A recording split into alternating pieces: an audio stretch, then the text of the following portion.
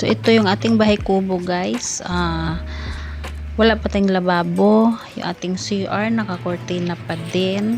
Yan ating papag, dyan kami natutulog. No, may bintana din tayo. So ganito tayo maglaba sa bahay kubo natin. Ganito ang ating nilipatan. Wala pa tayong tubig. So nag-iigib-igib lang tayo. Yan yung ating CR, wala pang dingding. Hindi pa tapos dahil kulang sa budget. O, ganito kami maliligo. Hindi pa kami naliligo sa CR kasi wala pang dingding, mababasa yung loob. Kaya sa labas kami naliligo. Pero yung ating paligid ay relaxing. Maganda, hindi crowded, hindi maingay. So, kasi ilan lang kami pamilya sa loob ng isang compound na ito. Kaya pagising mo sa umaga, maaliwalas.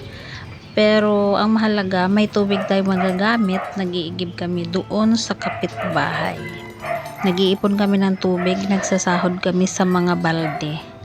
Kaya ito yung ating sitwasyon sa ating nilipatan na bahay kubo. So ganito kami paggabi. Ayan, ito hapon na ito. So maganda yung sunset natin. Kahit sa araw medyo maulan-ulan. Pero yung sunset natin, ayan, napakaganda.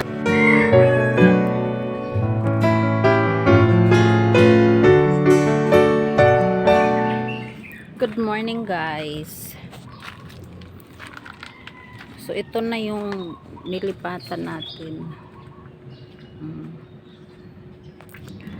Ang ganda sa umaga dito.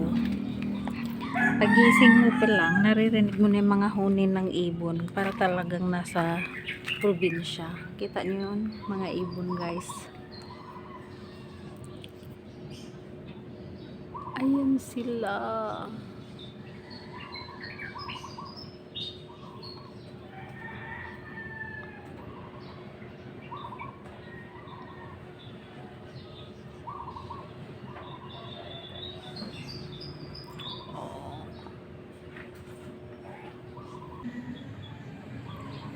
Ayan ang luyang dilaw.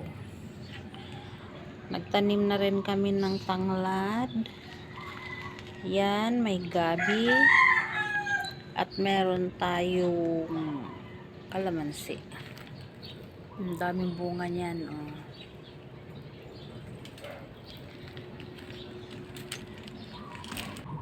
Itong puno ng niyog na to, dapat patanggalin yan. Kasi nakadikit yan sa dingding. So ayaw ko pang ipatanggal kasi nanghihinayang ako, naaawa ako. Yan, malaki na kasi siya, oh. Pero palalakihin lang natin ng konti yan guys, o gugulayin natin yung ubod niyan pagka tinanggal natin. Hindi natin pwedeng iiwan yan kasi lalaki yung puno, masisira yung dingding ng bahay kubo natin. Yung bayabas natin guys, ang daming bunga niyan, maliliit, bagong bunga na naman. Yung ating papa ay paalis na po, magbabiyahe na po siya. Maaga po ang alis niya para iwas traffic.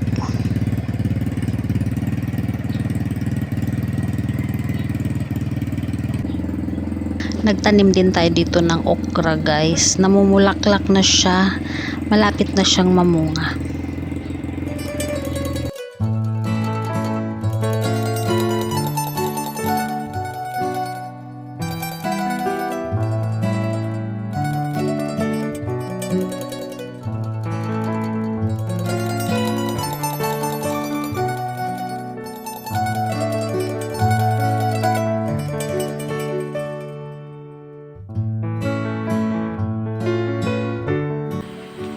Good morning.